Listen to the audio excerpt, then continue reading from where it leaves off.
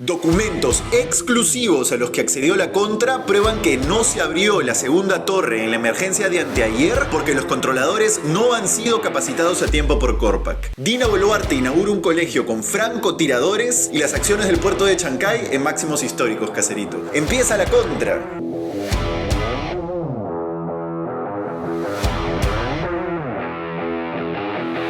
Hola, soy Paolo Benza y esto es La Contra, el resumen de los temas que realmente te importan sin importar a quién le molesten. Se acaba el martes 4 de junio y hoy vamos a arrancar con una investigación exclusiva de La Contra sobre la empresa pública de aeronavegación que ha marcado las noticias estos últimos 2 días. ANPAI Corpac. Documentos que ha encontrado La Contra prueban que los controladores aéreos no han terminado sus capacitaciones para operar la segunda pista del Jorge Chávez. Y por eso fue imposible abrir esa segunda pista para desatorar la emergencia de la madrugada de ayer, cuando se quemaron las luces de la pista antigua. ¿No sabía esto el presidente de Corpac cuando prometió que tendría la solución en 30 minutos y terminó siendo mentira? O sea, en estos momentos van a empezar a aterrizar los aviones en la segunda pista.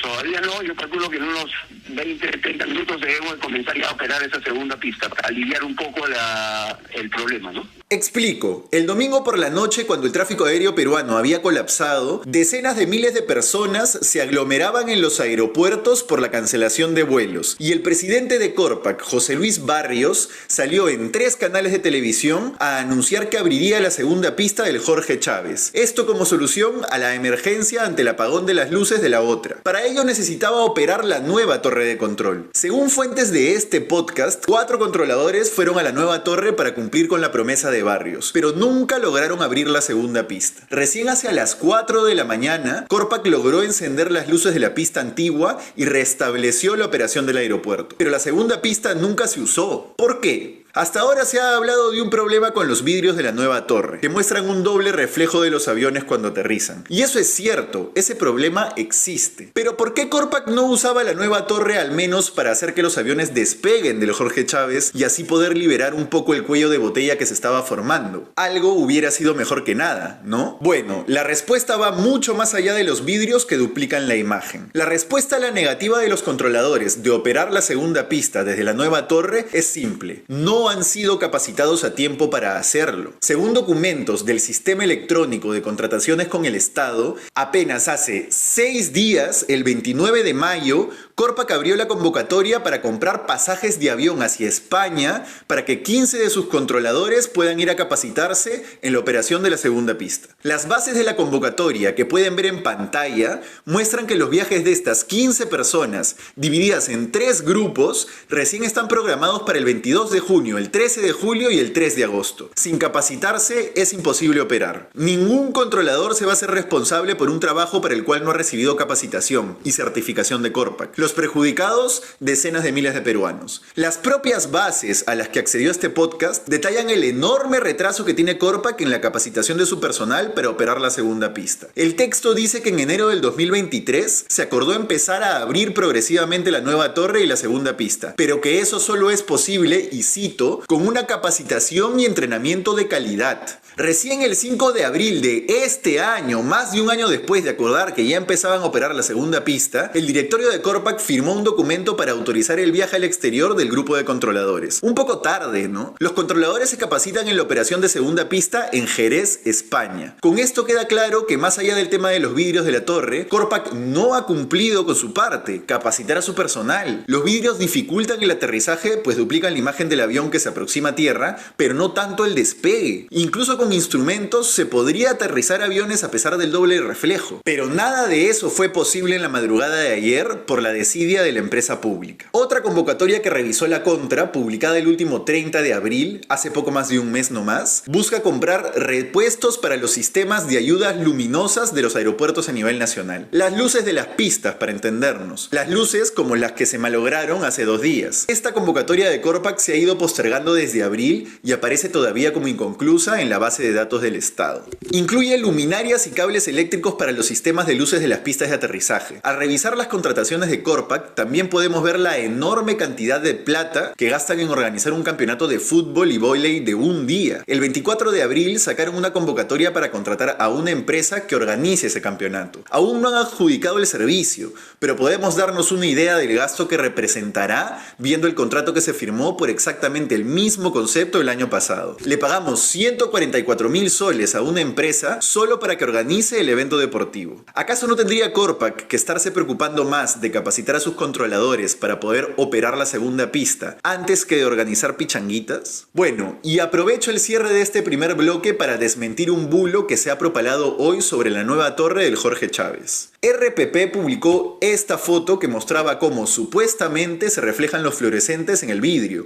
e impiden cualquier tipo de visibilidad hacia las pistas. Pero esto no es así. La foto en cuestión describe la realidad de hace más de un año, es decir, cuando se realizaban las primeras visitas a la nueva torre. Esto ya me lo habían explicado los propios controladores aéreos hace meses. Cuando empezaron a visitar la torre, los fluorescentes tenían un reflejo imposible. Pero sería absurdo que eso se hubiera mantenido, nadie podría operar así. De hecho, se atenuó la luz de los fluorescentes, pero eso no importa tanto, porque en las noches todas las torres de control del mundo operan sin luces de techo. Para eso tienen lámparas. Sería imposible. ¿Cómo se ve realmente el reflejo de las luces de adentro de la nueva torre? Así como lo ven ahora en pantalla. Esta foto fue tomada por los auditores de la Organización de Aviación Civil Internacional, la OACI, cuando vinieron a inspeccionar los vidrios. Ya, y ustedes dirán, pero igual hay un reflejo en la nueva torre. Sí, pero uno, no es la calamidad que mostró RPP. Y dos, en pantalla pueden ver ahora cómo se ven los reflejos internos del vidrio de la torre antigua, la que se ha usado siempre y todavía se usa sin quejas. Es exactamente igual o hasta peor. Eso sí, donde Lima Airport Partners la cagó sin miramientos es en poner vidrios que generen un doble reflejo de los aviones que aterrizan. Esos vidrios tienen que cambiarse cuanto antes, pero para que ese proceso de reemplazo se concrete, se necesita que los controladores de Corpac aprueben el nuevo vidrio, que ya está listo. ¿Por qué no dan el visto bueno hasta ahora? ¿Será que siguen dándole largas al tema porque van atrasados en la capacitación de su personal que deberá operar la segunda pista? Todo indica que esa es la razón. Mientras, hoy la Fiscalía acudió a las oficinas de Corpac en el Callao,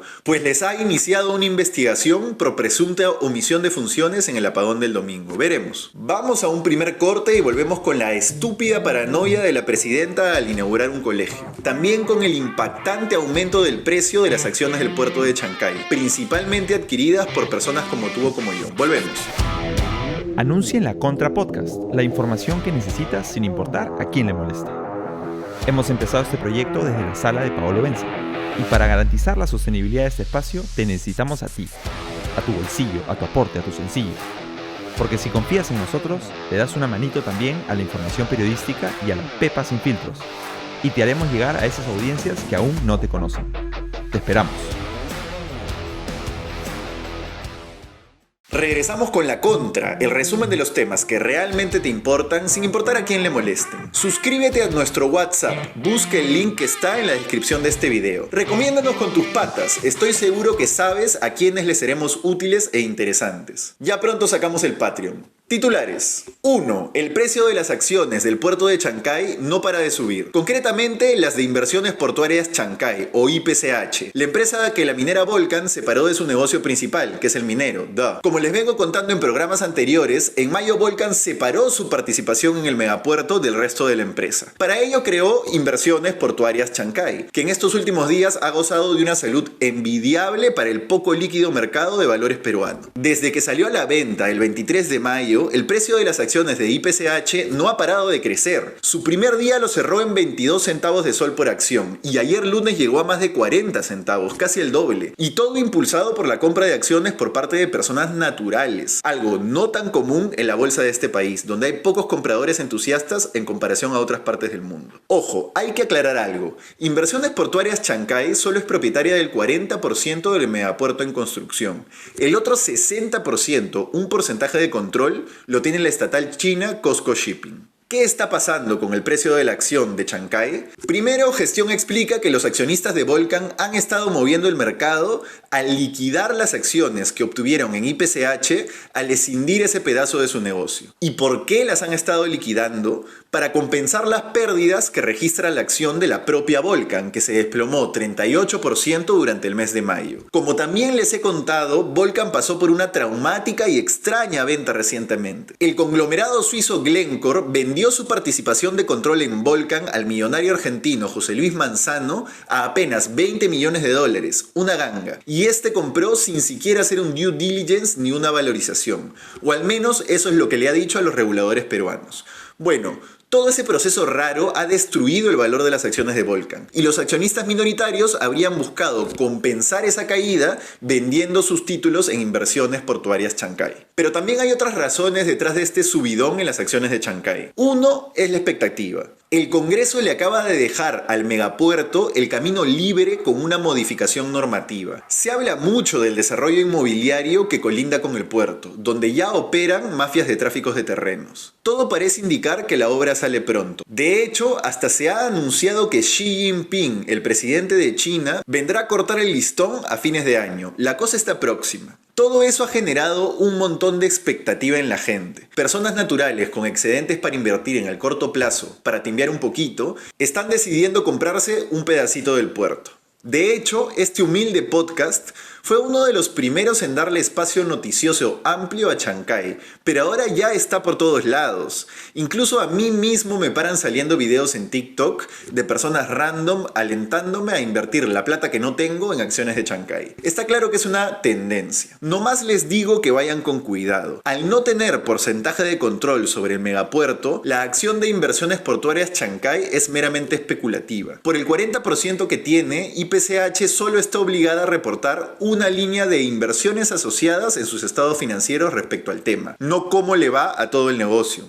Y está claro que el valor de la acción no puede subir para siempre. Es una regla del mercado, así que si van a comprar, calculen bien que no haya llegado el pico justo antes de la caída. 2. La presidenta Boluarte inaugura un colegio con francotiradores apostados en los techos. Ya me voy a cansar de decir que esta señora perdió la cabeza. Como dije hace 2 días, tiene serios delirios de persecución. No sabe quién la acecha, pero se siente acechada. Quizás sea su conciencia que la traiciona, o las voces de los niños y los ancianos que murieron por su culpa en el verano del 2023. Hoy por la mañana, Dina Boluarte fue con el ministro de Educación a la inauguración de la IE 1235 Unión Latinoamericana, un colegio en La Molina. Pero la noticia de la actividad protocolar fue que los periodistas pudieron captar a hombres con uniforme militar, pasamontañas y armas de largo alcance apostados en los techos del colegio. Hay personal de la SWAT, sino que vemos en el techo del plantel al menos 3 francotiradores. Hay que precisar que la mandataria lleva más de 60 días. La última vez que declaró a los medios de comunicación fue el 5 de abril. Lo que al menos coloquialmente se conoce como un francotirador. No me vengan acá con tecnicismos los amantes de las armas. ¿Para qué necesitaba ese nivel de seguridad, señora presidenta? ¿Quién la va a matar? ¿Un periodista con una pregunta? ¿O es que en Palacio han identificado una seria amenaza contra la vida de Boluarte de la que nadie tiene idea? Bueno, lo que también ocurrió es que la presidenta volvió a impedir el trabajo de la prensa, pues no permitieron a los colegas salir del estrado donde los acorralaron, lejos de ella. Vuelvo a preguntarme, ¿dónde está el enérgico pronunciamiento conjunto firmado por los Miro Quesada y los Mome? ¿No amerita ya un corte de palitos con Palacio lo que estamos viendo? ¿Cuántas más faltas de respeto a nuestra chamba van a aguantar? Y 3. Todo indica que el Congreso no dará las facultades al gobierno para que fusione los 4 organismos reguladores, OCITRAN, OCIPTEL, OCINERMIN y SUNAS. ¿Por qué? Porque la Comisión de Defensa del Consumidor ha enviado una opinión en contra de esta propuesta, según el presidente de ese grupo de trabajo, Wilson Soto. Como recordarán, aquí revelamos el chongazo que se había armado entre los jefes de los reguladores y el premier Gustavo Adrianzen, que quería fusionarlos todos en uno. Pues parece que prevalecerán los reguladores, porque el Congreso no ha cedido. Y 4. Presentan proyecto para aumentar el número de congresistas. Sí, señores, como lo oyen. Alguien que dice estar en sus cabales quiere aumentar el número de parlamentarios. Eduardo Salguana, otorongo de Alianza para el Progreso, presentó un proyecto que, gracias a la bicameralidad, haría que pasemos de 130 energúmenos en Plaza Bolívar a 240. Tremenda ideota. El proyecto de Salguana estipula que en el futuro parlamento bicameral, es decir, con Cámara Baja y Senado, tendrá que haber un diputado por cada 160.000 electores y un senador por cada 360.000 electores. Calculando con los electores electores de la última votación general, eso daría 158 diputados y 79 senadores. Casi 240 mochasueldos en total. ¡Fantástico! Ya bueno, fuera de bromas, la verdad es que una democracia más sana necesitaría más congresistas que los que hoy tiene el Perú. Y además tienen que ser congresistas que representen a bolsones homogéneos, equiparables de ciudadanos. Esto porque un congresista tiene que cumplir su función de representación de forma homogénea. No puede ser como ahora que unos representen a cientos de miles y otros a decenas de miles. Y que ninguno tenga claro a quién representa. La propuesta de Salguana tendría sentido en una democracia que aspira a ser sana. Pero en Perú no estamos en ese escenario. Nuestra democracia a lo máximo que aspira es a no morir mañana víctima de sí misma. Y eso, que ya se está muriendo poco a poco. El Congreso es casi por definición ilegítimo. Este no pasa de un dígito de aprobación hace meses. No debería aprobar nada que implique multiplicarse a sí mismo. Pero bueno, los deberías al final no sirven. Si consiguen los votos lo van a hacer y no pasará absolutamente nada. En esta solo les cuento para que hagan hígado. En esta.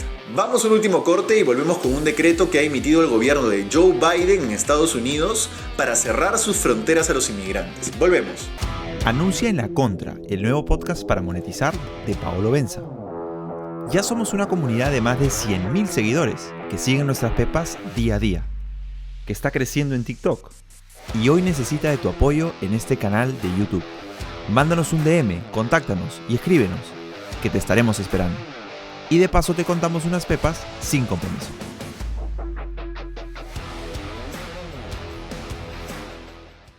Regresamos con La Contra, el resumen de los temas que realmente te importan sin importar a quién le moleste. No te olvides de darle like a este video si te gustó para que llegue a más gente y de suscribirte a nuestro canal. Cerremos hoy con una internacional, pero que nos toca directamente a los peruanos.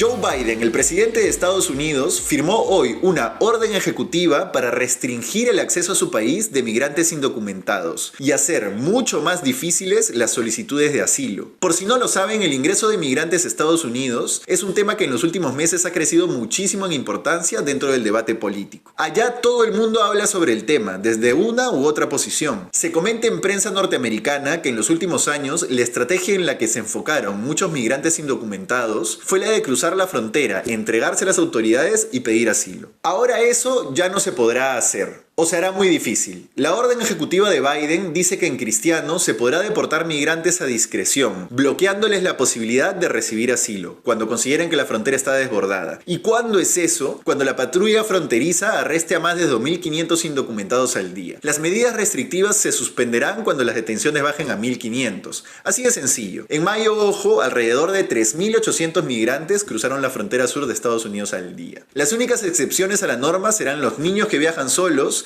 las víctimas de trata de personas o aquellos que tengan una emergencia médica. Los demás pasarán por un proceso de deportación acelerada. Este anuncio de Biden llega a solo 5 meses de las elecciones presidenciales en la primera potencia mundial. Elecciones además que yo considero como unas de las más importantes de la historia, porque el geriátrico demócrata, casi ya sin control de sus facultades, Biden, se enfrentará a un Donald Trump que acaba de ser condenado por delitos graves. ¿Y por qué esto nos importa a nosotros? Pues porque los peruanos son de los que más han empezado a subir en ruta hacia la frontera. Según la Oficina de Aduanas y Protección Fronteriza de Estados Unidos, en 2023 encontraron a casi 76.000 peruanos intentando cruzar la frontera. Esto es 22 veces más que en 2021, cuando fueron poco más de 3.000. Un múltiplo impresionante. En fin, y la payasada de hoy llega gracias a nuestro Oliver Sone, que ya se va volviendo más criollo como le pedía Reynoso. Aunque todavía le falta, miren esa nalgadita pobre a Zambrano.